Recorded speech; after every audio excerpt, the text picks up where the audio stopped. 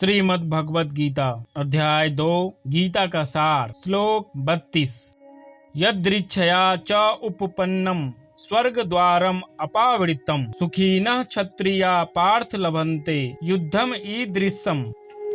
हे पार्थ, वे क्षत्रिय सुखी हैं जिन्हें ऐसे युद्ध के अवसर अपने आप प्राप्त होते हैं जिससे उनके लिए स्वर्गलोक के द्वार खुल जाते हैं। विश्व के परम गुरु भगवान कृष्ण अर्जुन की इस प्रवृत्ति की भर्त्सना करते हैं जब वह कहता है कि उसे इस युद्ध में कुछ भी तो लाभ नहीं दिख रहा है, इससे नरक में शाश्वत वास करना होगा।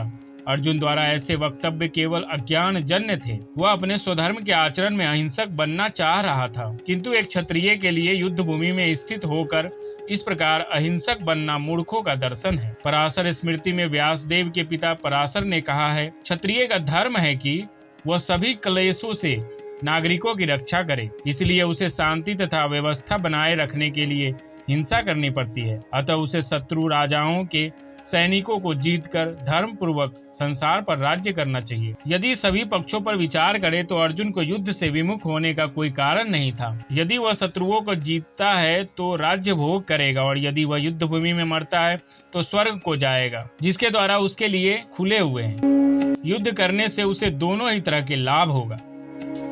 श्लोक 33 अथ चेत त्वम इमं धर्मम्य संग्रामं न करिष्यसि ततः स्वधर्मं कीर्तिं च हित्वा पापम अवापस्यसि।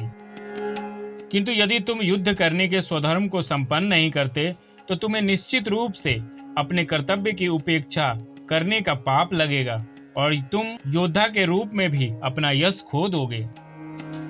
अर्जुन विख्यात योद्धा था जिसने शिव आदि अनेक देवताओं से युद्ध करके यश अर्जित किया था। शिकारी के वेश में शिवजी से युद्ध करके तथा उन्हें हराकर अर्जुन ने उन्हें प्रसन्न किया था और वर के रूप में पाशुपतास्त्र प्राप्त किया था। सभी लोग जानते थे कि वह एक महान योद्धा है। स्वयं द्रोणाचार्य ने उसे आशीष दिया था और एक विशेष अस्त्र प्रदान किया था जिससे वह अपने गुरु का भी वध कर सकता था। इस प्रकार वह अपने धर्म पिता एवं स्वर्ग के राजा इंद्र समेत अनेक अधिकारियों से अनेक युद्धों के प्रमाण पत्र प्राप्त कर चुका था। किंतु यदि वह इस समय युद्ध का परित्याग करता है तो वह न केवल क्षत्रिय धर्म की उपेक्षा का दोषी होगा, अपितु उसके यश की भी हानि होगी और वह नरक जाने के लिए अपना मार्ग तैयार कर लेगा। दूसरे शब्दों में, वह युद्ध करने से नहीं अपितु युद्ध से पलायन करने के कारण नरक का भागी होगा। श्लोक 34 अकीर्तिम च अपि भूतानि कथयिष्यन्ति ते अव्ययाम संभावितस्य च अकीर्तिः मरणात् अतिरिच्यते। लोग सदैव तुम्हारे अपयश का वर्णन करेंगे और सम्मानित व्यक्ति के लिए अपयश तो मृत्यु से भी बढ़कर है।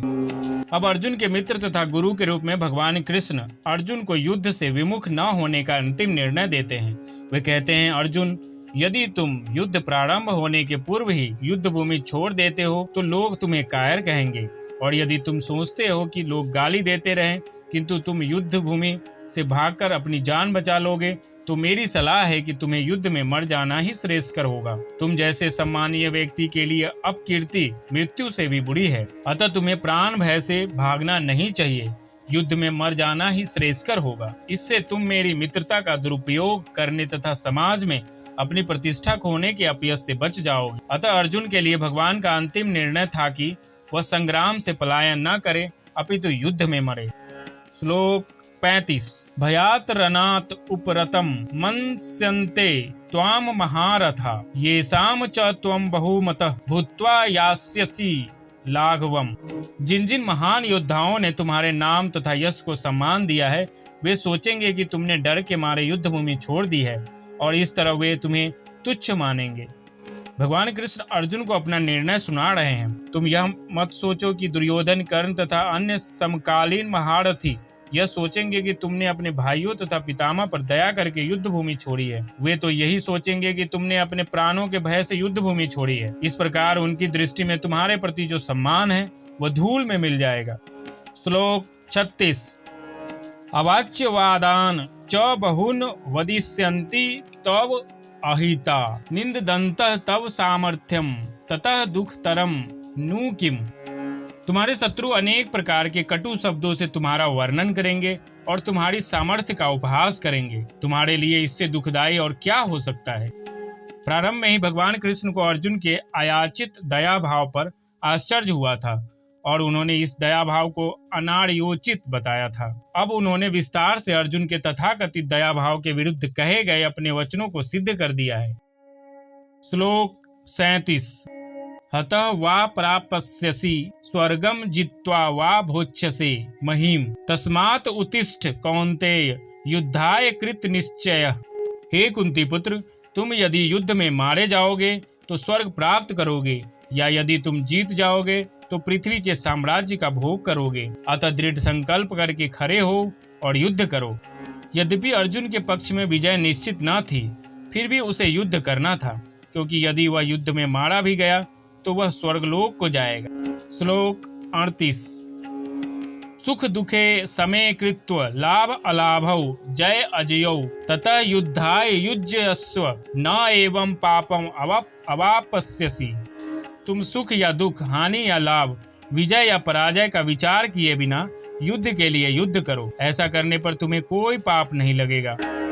अब भगवान कृष्ण प्रत्यक्ष रूप से कहते हैं कि अर्जुन को युद्ध के लिए युद्ध करना चाहिए, क्योंकि यह उनकी इच्छा है। कृष्ण भावनामृत के कार्यों में सुख या दुख, हानि या लाभ, जय या पराजय को कोई महत्व नहीं दिया जाता। दिव्य चेतना तो यही होगी कि हर कार्य कृष्ण के निमित्त किया जाए। अतः भौतिक कार्यों का कोई बंधन नहीं होता। जो कोई सतोगुण या रजोगुण के अधीन होकर अपनी इंद्रिया तृप्ति के लिए कर्म करता है, उसे अच्छे या बुरे फल प्राप्त होते हैं। किंतु जो कृष्ण भावनामृत के कार्यों में अपने आप को समर्पित कर देता है, वह सामान्य कर्म करने वाले के समान किसी का कृतज्ञ या ऋणी नहीं होता। भागवत में कहा गया है, जिसने अन्य समस्त कार्यों को त्याग कर मुकुंद श्री कृष्ण की शरण ग्रहण कर ली है, वह न तो किसी का ऋणी है और न किसी का कृतज्ञ, चाहे वे देवता, साधु, सामान्य जन अथवा परिजन, मानव जाति या उसके पितर ही क्यों न हो। इस श्लोक में कृष्ण ने अर्जुन को अप्रत्यक्ष रूप से इसी का संकेत किया है। इसकी व्याख्या अगले श्लोकों में और भी स्पष्टता से की जाएगी।